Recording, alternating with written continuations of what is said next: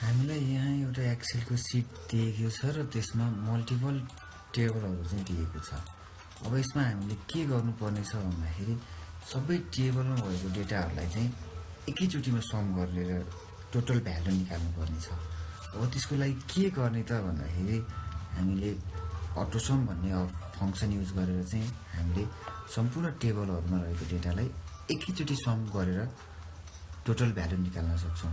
जसको लागि हामीले सुरुमा के गर्छौँ त भन्दाखेरि दिएको सबै टेबलहरूलाई कन्ट्रोल प्रेस गरेर एक एक गर्दै सिलेक्ट गर्दै जान्छौँ र सम्पूर्ण टेबलहरू सिलेक्ट भइसकेपछि हामीले के गर्छौँ त भन्दाखेरि अल्ट र इक्वल बटम सँगसँगै प्रेस गर्छौँ।